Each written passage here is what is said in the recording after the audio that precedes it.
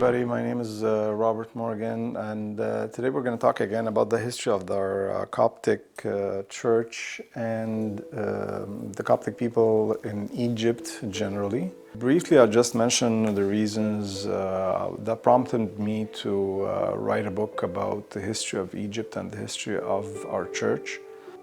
Basically, it's to preserve our culture and our heritage for future generations in the immigration countries, as in Canada, the US, Australia, and all over the world. The later books that were written about the subject were really in a long time ago, in the past century basically. Nothing was written for the past at least 30 years about Egypt. And nothing in the details that need to be mentioned about our heritage, our culture, and the people of Egypt. The other reason was because growing up in Egypt, I always taught history in school.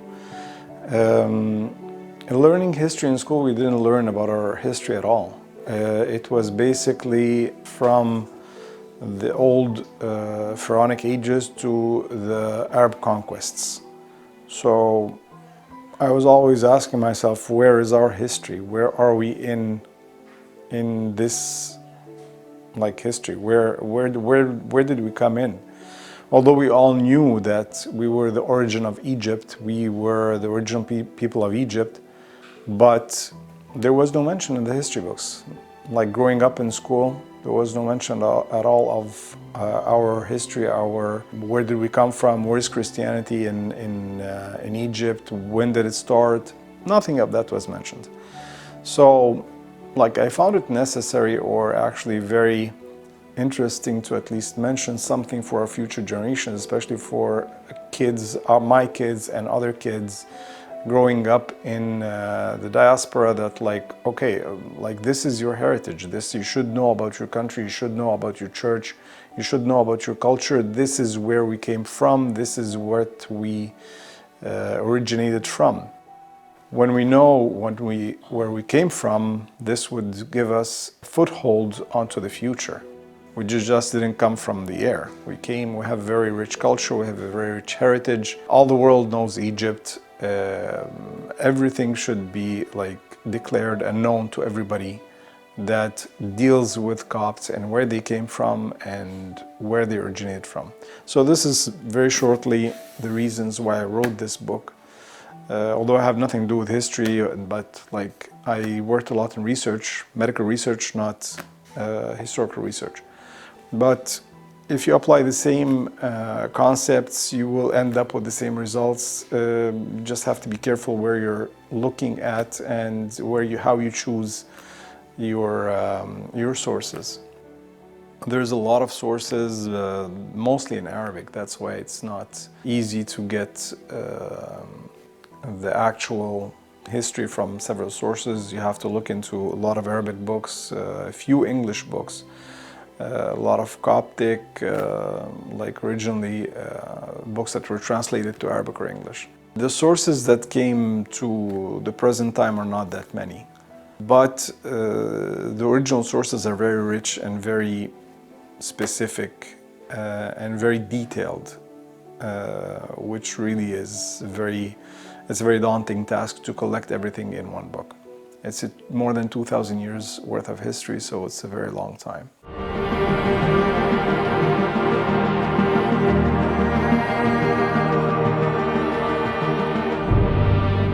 So without further ado, we start with the Coptic history. The first thing that captured my mind and my eye in this subject is there's a lot of references in the Bible. For example, out of Egypt have I called my son, is mentioned in Hosea 11:1. We start with the Holy Family and why they traveled to Egypt. According to common tales, they traveled from Jerusalem down to Palestine, through the northern Sinai, down to Alexandria, then to Upper Egypt, actually the center of Egypt. It's a very long journey.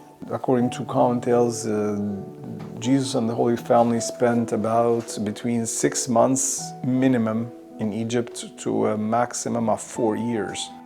And some other accounts say 6 years. There is no certain time how long did Jesus and the Holy Family spent in Egypt, but a minimum of 6 months, which I believe is too short of a time. I believe more it would be at least 2-3 years that they spent in Egypt, given the length of the journey that they did from Palestine down to northern Sinai, down to through Alexandria, down to other Upper Egypt. It is worthy to mention that Egypt was not just Egyptians. There were basically 3 stocks in Egypt. 3 stocks meaning 3 kinds of like different populations of Egypt. Greeks, which are very pronounced at that time. Jews, which were basically concentrated in Alexandria. And the Egyptian original stock of people, which were the original ancient Egyptians that lived in the land. Because Jesus and the Holy Family were originally from Jews from Palestine, they had, of course, interactions with Jews here, in Alexandria, and that's what provided them the idea, okay, let's move out of the country before, during the persecution of children and what happened in Palestine, that Herod wanted to kill all the kids, or actually did kill the kids below 2 years old. The boys, the male boys. So the fleeing of the family from Egypt, from Palestine, coming to Egypt, this is what started everything. There's a lot of history in that part. All the miracles that Jesus and the Holy Family and the Virgin Mary made in Egypt, a lot of references to the places that they stayed in is well known, is well documented. It's beyond the scope of our mentioning in this book. But I mentioned a few tales and a few stories about what they did in Egypt, and about a lot of miracles that happened on their hands and were performed in Egypt at the time of his traveling in Egypt. What is also very interesting that was mentioned in the book that I found very fascinating is that there is a reference actually to where Jesus stayed in Deir al-Muharra in Upper Egypt, and how it is actually situated in the center of Egypt.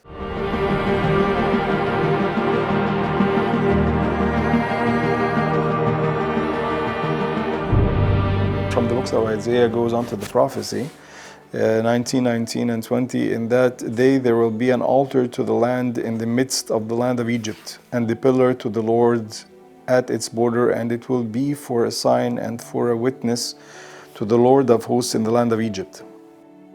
The prophet Isaiah's time was this was 700 years before the birth of Christ, 7 centuries before the birth of Christ. The reference to the altar to the Lord in the midst of the land of Egypt, interestingly enough, if you take the land of Egypt, the actual map of Egypt, and make a vertical line, horizontal line, you will find that Deir al-Muharra is actually in the midst of the land of Egypt. The altar that they're referring to in the book of Isaiah was the bed of Jesus. This is the altar. The pillar to the Lord that is referred to is actually the Sea of St. Mark that flourished from then on to all the land of Egypt and all northern Africa. The story actually begins a bit later than the entrance of the Holy Family into Egypt. It begins with Saint Mark, the apostle of the Lord. He's one of the 70 apostles that were sent all over the world to spread the word. And Saint Mark was actually born in Sinai and in Palestine, to a Christian family, a pious family, and it was mentioned in one of the books that his uncle was Saint Peter. Saint Mark traveled to Egypt on his own in about the year 68 AD, It's after the resurrection of Christ, after the crucifixion and resurrection of Christ. When he first came to Egypt, he came to Alexandria. Alexandria was at the time like the cosmopolitan city that's huge, with many palaces, castles, very cosmopolitan, tons of people, schools, scientists, philosophers, a very wealthy city, very well known. Lots of different ethnicities, Greeks, Jews, Romans, everybody from everywhere in the world came to Alexandria. So St. Mark decided, okay, I'm going to go to Alexandria, of course guided by the Holy Spirit. He went walking on the streets, and from the long walking and the long taking in the city and everything, the story says that his sandals tore. So he stopped to fix them. So he met a cobbler, a shoe maker called Anianos. Anianos was actually one of the people that worked in Alexandria, local. So as he was fixing his sandals, he he cut himself with the needle that he was working on the sandals of St. Mark, and he immediately yelled, "Oh, one God!" "Oh, one God!" like something that St. Mark didn't expect. So actually, these people believed in the one God. So from then on, he started talking to him about, he found it an entry to talk to him about the one God. Well, who's the one God?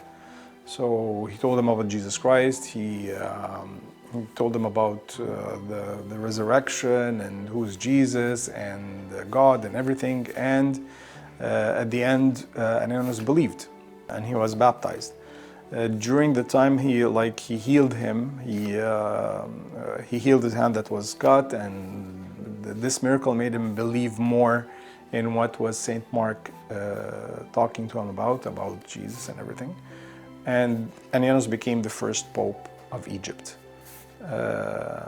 after, of course, Saint Mark. We're going to stop here at